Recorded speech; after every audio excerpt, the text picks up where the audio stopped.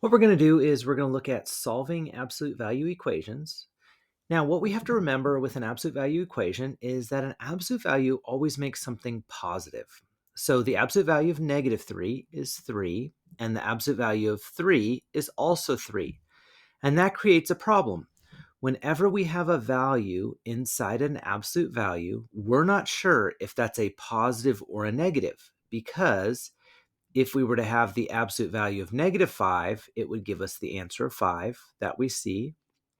Or if we were to have the answer of 5, that would also give us the answer of 5.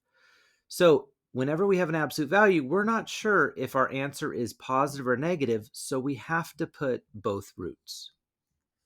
So our first answer is plus or minus 5. Now, for our second one, what we have is x minus 4, and we're not sure if the 9 is a positive 9 or a negative 9. So we have to write both equations. X minus 4 can be the positive root, where it's positive 9, or the x minus 4 could be a negative 9. Because remember, the absolute value of 9 is 9, and the absolute value of negative 9 is 9. So we're not sure which one it is. We're going to solve for both of them by adding 4. And that gives us an answer of 13, or an answer of, and you could put x equals -5. Now, you don't have to put both x's. What you could do is you could put x equals 13 or -5. Some people are a little lazy and they put 13 comma -5. Either of those answers are going to be fine. Now, letter C is a little bit more complicated, because the first thing that we need to do is we need to get the absolute value by itself. So before we write our two equations, we're going to subtract the 3. And then what we need to do is we need to get rid of the negative in front. So I'm going to divide by -1. Now that my absolute value is by itself, what I'm going to do is I'm going to write the two equations. One where the 2x minus 3 is equal to 9. The other one where the 2x minus 3 is equal to -9. So my first step is adding the 3.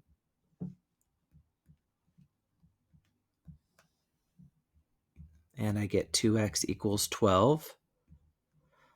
And 2x equals -6. I'm going to divide it by 2.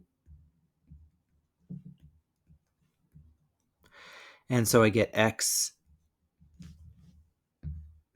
is equal to 6 or -3. Now, pause the video for a second and see how you do. For letter D, this one is a tricky one. And if you were stuck, that would be a little normal, because what we just went over previously would be if x is equal to 12, and we would put plus or minus 12. But the problem with letter D is that you can't plug a number into x that will give you a negative. Absolute values only give you positive numbers. So that means that it's no solution. Now for letter E, we have 2x plus 1 equals 11, or we have 2x plus 1 equals -11. We're going to subtract the 1.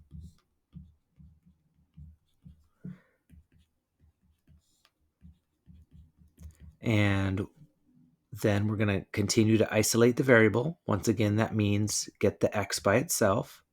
So I'm going to divide by 2. The 2's cancel. I get the x by itself. 10 divided by 2 is 5. And then -12 divided by 2 is -6. So I have my two answers, 5, -6. Now, if ever you're not sure if your answer is correct, you could always plug it back in. So if we were to plug a 5 in here, we're going to do some mental math. 2 times 5 is 10, plus 1 is 11. The absolute value of 11 is still 11. Now, let's look at the -6. Negative 6 times 2 is negative 12, plus 1 is negative 11. The absolute value of negative 11 is 11. So we know we did it correctly.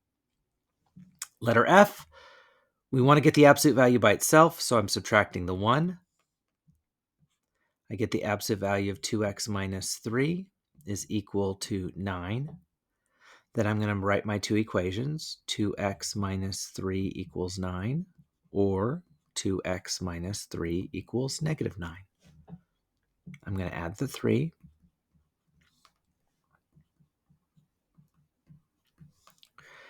And this way I'm isolating the variable. 2x, remember this is multiplication, so the opposite of multiplication is division.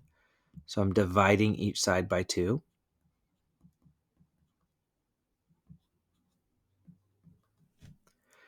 And I get x is equal to 6, or